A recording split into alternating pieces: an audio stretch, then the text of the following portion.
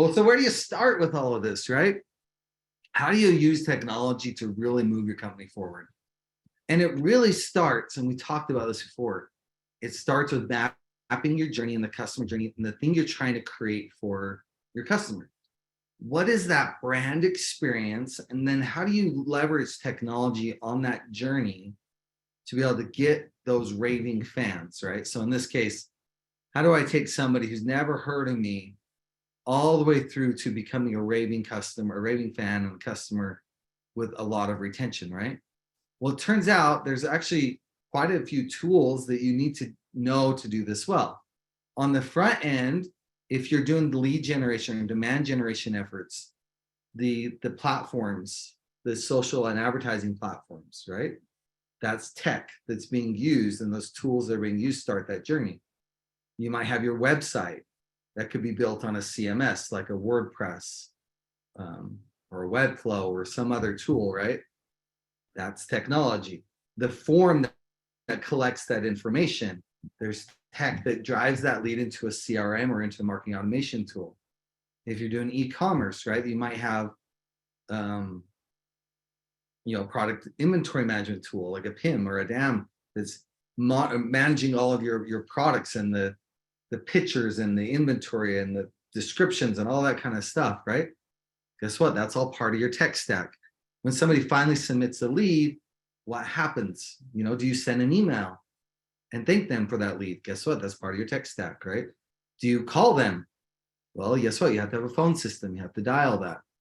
If you want to send email, you have to have email marketing. If you want to analyze your website, you need web analytics, right? If you need to design your website, there's probably some Photoshop or Illustrator involved, right? There might be community tools or social media or survey, right? Your journey, if you can map your journey, you can identify the kinds of resources and tools that you need in that, right? When you look at it from like a technical perspective, right? Let's say take out that journey, you might be like, okay, I've got leads coming in from a Google Sheet. Let's just say, for example, right? I got leads coming in from a spreadsheet. I'm importing those leads into Zoho. I've also got maybe leads coming in from other partners, other CRMs. They're coming in. I'm going to send a text over here. I'm going to, log a reply, or I'm going to make a phone call and, send an email, whatever. This is just an example of one that was built. But you can diagram the tech used. Here's another example of a data flow project, right? So here's the ad platforms that are being used. There's a website. And in this case, this particular customer had two different websites, right? They bought it, they had acquired another company. So guess what? They were on Contentful and Marketo, and they were also on HubSpot and using HubSpot's marketing automation tool. And they were using two instances of Salesforce, and, they had to merge those tools. And there's an analytics, and, they're using revenue attribution and lead to account matching and revenue operations and product analytics, right? So they have, and this probably is only like a small fraction of what everything they're doing, but all of these tools, the end goal is to help them generate and close more revenue, right? When you think about, I'm going to take lead gen as kind of the primary example here. There's definitely applications to e-commerce as well. But when you look at like, how do leads enter your CRM? Guess what? They're coming from a variety of sources, and you need to be able to track and record those sources and that journey so that you know what's working and what's not, right? So you might have, for example, different sources to bring to the website. So we'd have direct traffic, organic search, referring sites, organic social, right? So all of this is kind of happening organically, but guess what? They're landing on your website, and then they might call you, or they might interact with the live chat, or they might start a product trial, or they might fill out a website form. All of these are different touch points that bring them into the marketing automation or the CRM tool. If you're paying and you're doing paid advertising, right? You have paid search or paid display that are coming to landing pages. You might have Facebook ads or Google ads or LinkedIn ads that are driving the landing page. You might also be using forms on these platforms. On a lot of B2B lead gen initiatives, we like to use forms because the ROI is a lot higher. You get more leads and more interest by using those forms. But guess what? That becomes another touch point. You might have partners that are sending you leads. and affiliates, and they have to come in through an API into your tool. You might be importing lists from a trade show or an event. You might get people that are just emailing you, or you might be doing outbound email and get email introductions that totally skip this whole process, and, or a referral, and they just get manually entered into the CRM. So what you're seeing is that you have all of these leads coming in from a variety of sources.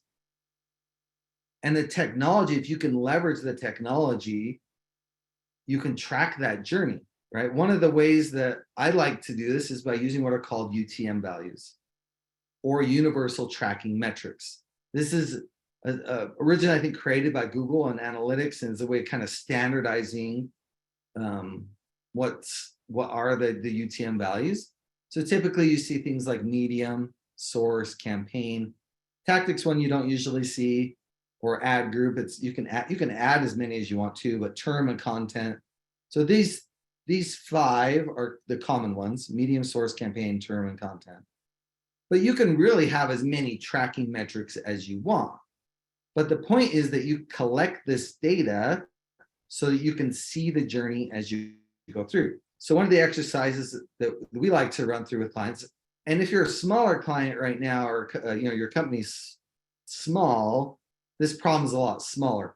But as your company gets bigger, and then now you're running, I've got 5 events going on, and I'm spending $100,000 on paid search, and I'm spending money on paid social, and you're looking at hundreds of thousands of dollars in spend every month.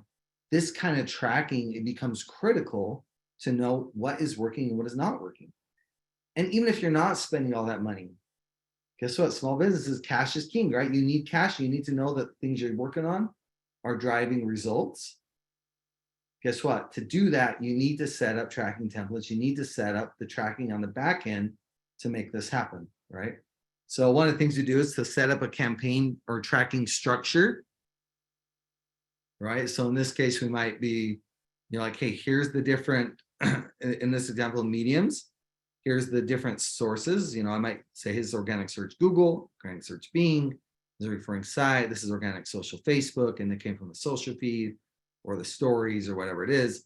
But if you can map this all out, then you can create a formula that just says, hey, here's the link that I use when I'm sending traffic there, right? And you can have, and this, I'm not going to get all the technical side of this, but you can set this up so that anytime it goes into a link, you can save it in a cookie. And then when they fill out the form, guess what you get? You get all of that data.